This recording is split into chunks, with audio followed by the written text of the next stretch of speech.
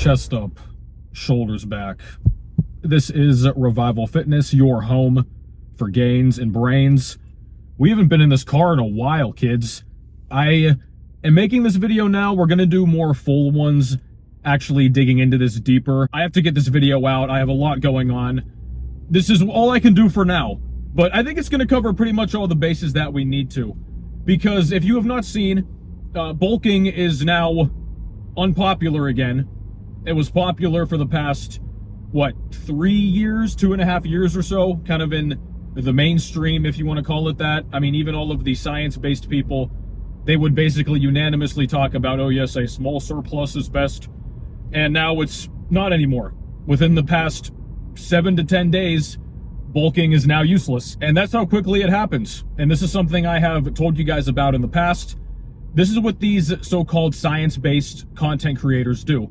They will change their mind at the drop of a hat, and they will say, oh, well, it's okay to do that because I am changing my mind as new evidence emerges, which that's totally fine to do. But you have to keep in mind, man, they change their minds this quickly. Okay, like these same people, it was not even 2 weeks ago, they were all talking about, oh yes, bulking this, surplus that. But that's exactly what these dorks do. I mean, this is inherent to the marketing strategy of being a so-called science-based creator.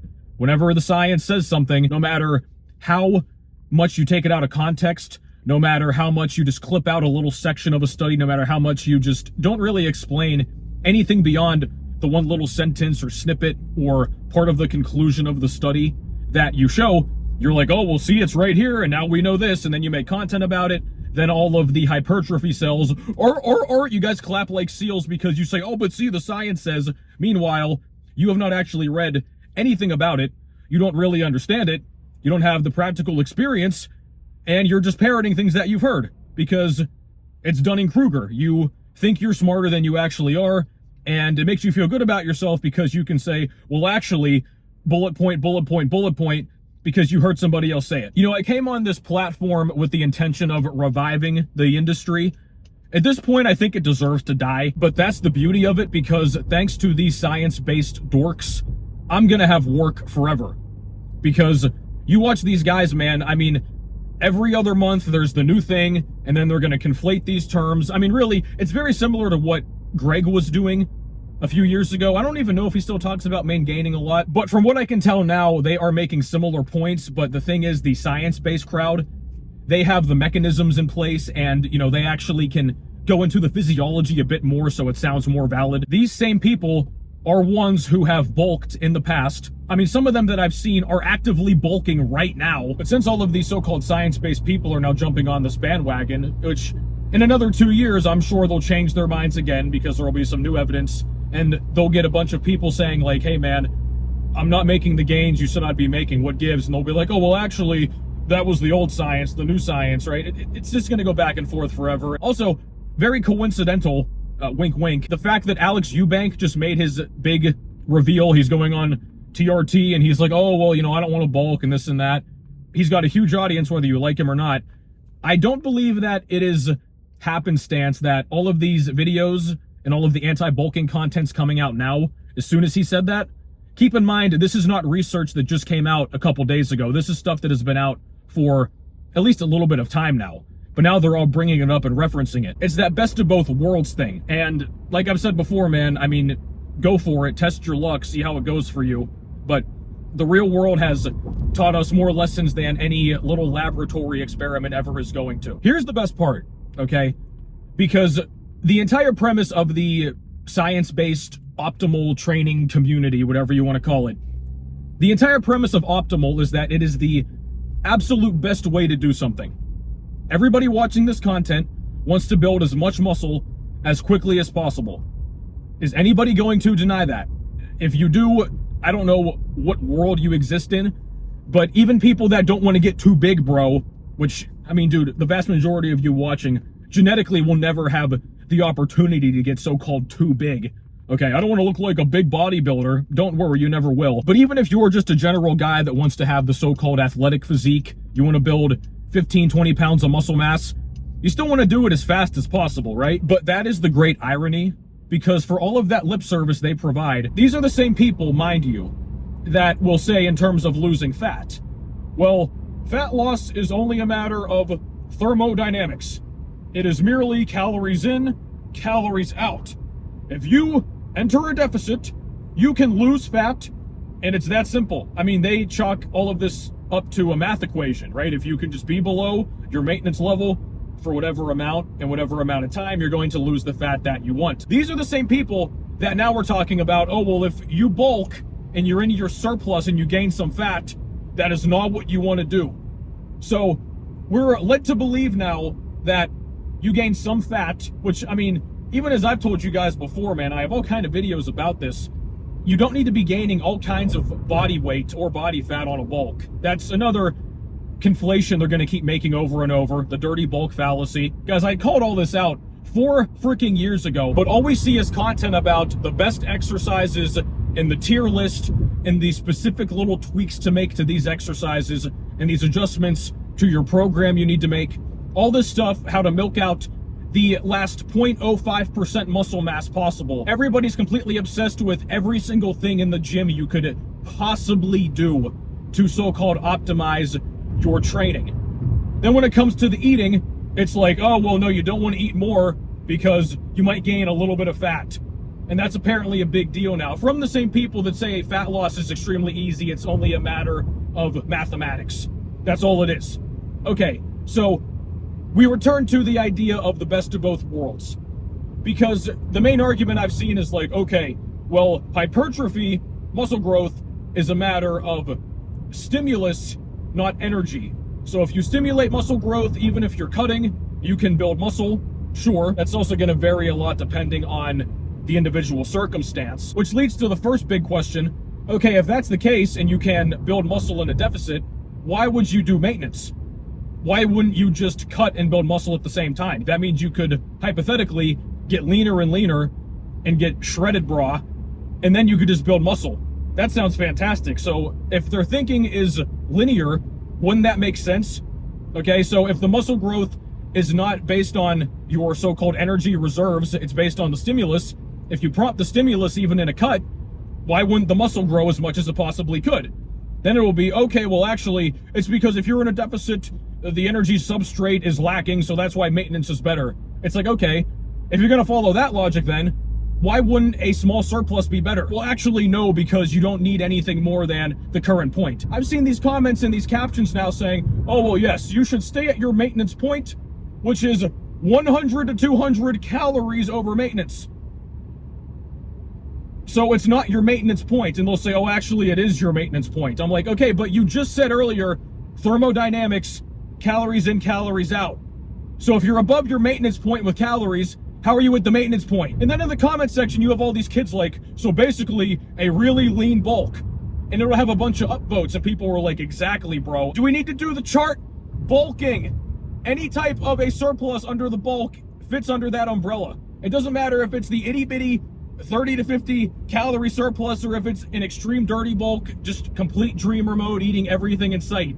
You know, gorging like all these people do, then they fearmonger about bulking because they're a bunch of fat asses. The equivalent of this is basically saying, oh, well, if you want to lose a lot of fat, you can just recomposition and lose it. And then somebody's like, well, you know, if you just go into a deficit, you're going to lose fat faster. And they're like, yeah, but you don't need to cut. You just have to cut a few hundred calories. And then you're like, well, isn't that cutting? And they're like, well, no, it's actually not the same thing. Even though it is, it's just a variant of the term that you're using. I even see people that are very respected so-called experts in this community, they make this same mistake, which is just truly mind-blowing if you think about it. But these people talk about like, yeah, man, don't gotta get fat anymore, build muscle. And it's like, bro, who said you had to get fat?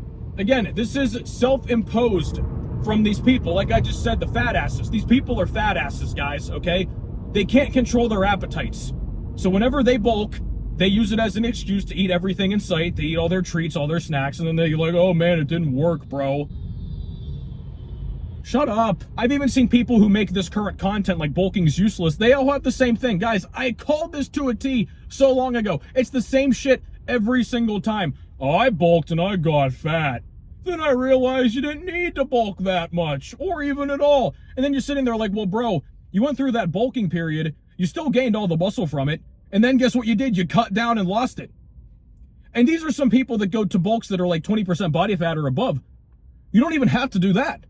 Once again, man, fat loss is so easy. It's literally just a matter of Kaiko, bro. And then we're supposed to be so scared of losing a few percentage body fat. Like, that's the major issue now. Like, if you're going to ride this line of, okay, we want to build as maximum muscle as possible, but gain virtually really no fat at all, you understand you have a razor thin margin of error with that. Your margin of error is so small based on even just general recovery factors. I mean, okay, you don't get the full 8 hours of sleep, other lifestyle factors. I mean, I know this is like a shocking thing to all these nerds. People have life going on, man, okay? You're not going to be able to just go to the gym perfectly every single day, get all the food in perfectly every single time. On top of that as well, I mean, you can't even accurately track the food. That is the entire purpose of the bulk and the cut to begin with, guys. I mean, realistically, you're setting buffers for yourself. Because no matter how much these people try to sit here and tell you, oh, if you just track this and that, it's all a math equation, there's all kind of variance with that.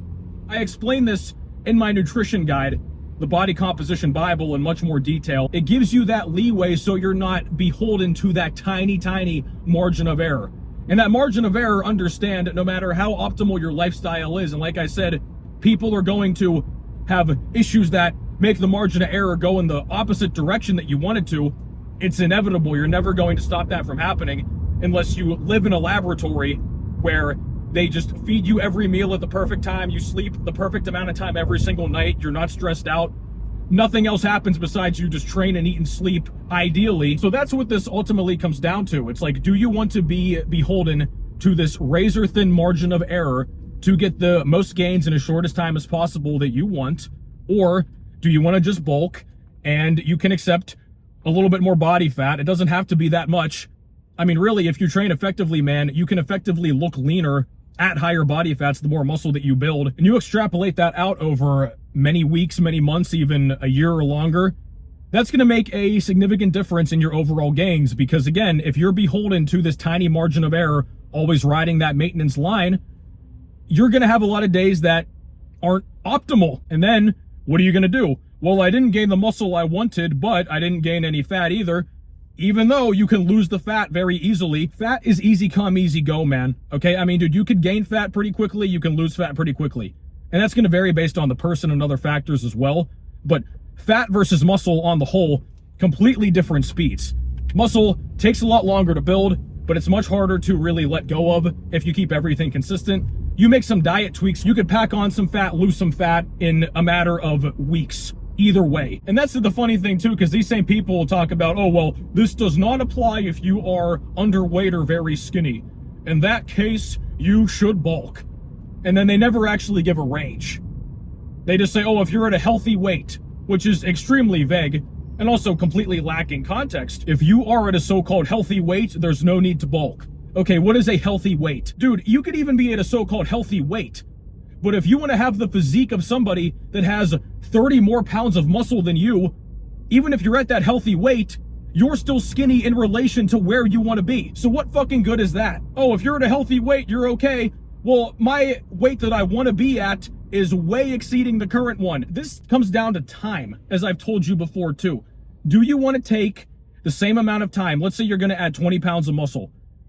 The difference of a prolonged slow bulk versus pure maintenance that entire time, you can make the amount of gains on the bulk in the span of a year and a half to 2 years that it could take you legitimately 8 to 10 years to do if you're going to stick to complete maintenance that entire time. Well, a bulk, you see, is actually minimum 500 up to 1,000 or more.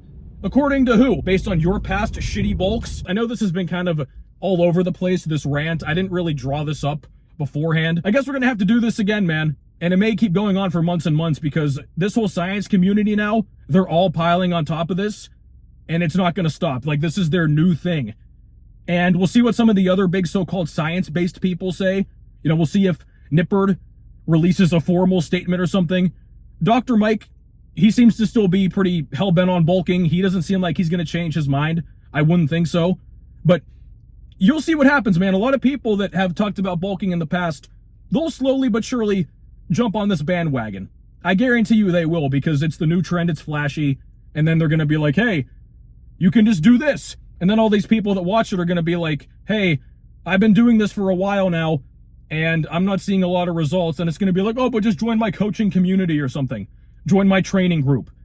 And then they'll find me, and then they'll talk to me, and then you'll finally see the light. Maybe.